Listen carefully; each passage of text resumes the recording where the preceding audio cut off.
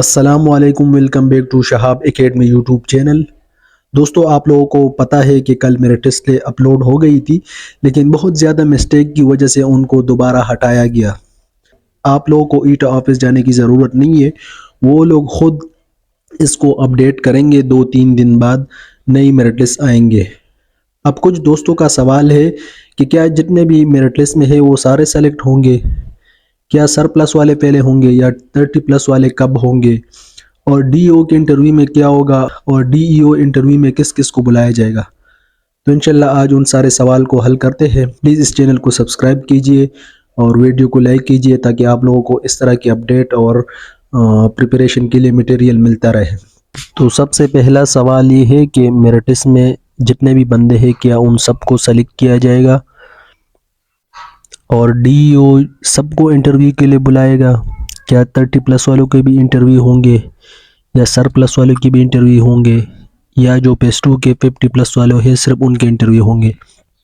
تو اس کا جواب یہ ہے کہ پہلے ڈی او ان کو بلائے گا جن کا 50 پلس CB2 پیس 2 میں ہوگا، اور ان کو بلائے گا فرض کرے آپ کے یو سی میں 10 سیٹ ہے تو کم از کم 20 بندوں کو انٹرویو کے لیے کال کیا جا سکتا ہے۔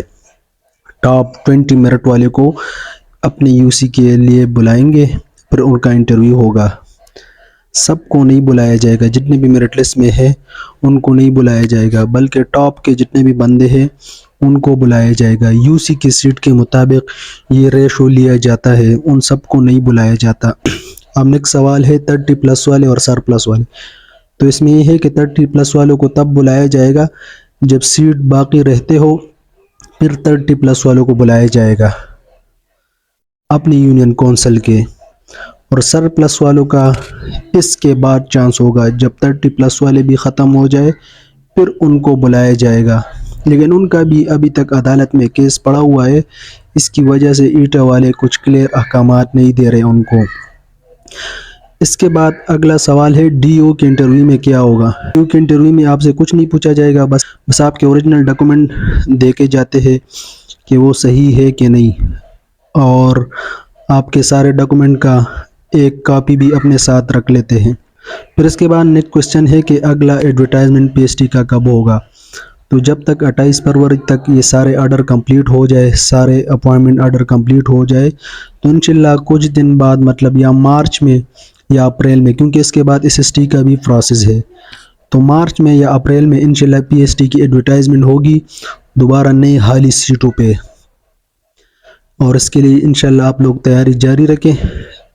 اور کبھی بھی یہ سیٹ آ سکتی ہے اور کبھی بھی یہ ٹیسٹ آ سکتے ہیں، آپ لوگ اس کے لیے تیاری جاری رکھیں۔ تو یہ آپ لوگوں کے ساتھ نیوز شیئر کرنی تھی۔ دوستو، چینل کو پلیز سبسکرائب کریں، اور میں نے SST کے پریپریشن کے بارے میں ویڈیوز بنائی ہے، اگر آپ لوگوں کو اور بھی ویڈیوز چاہیے تو پلیز کمنٹ میں اپنی رائے دے دیں۔ انشاءاللہ ملتے ہیں نیکسٹ ویڈیو میں۔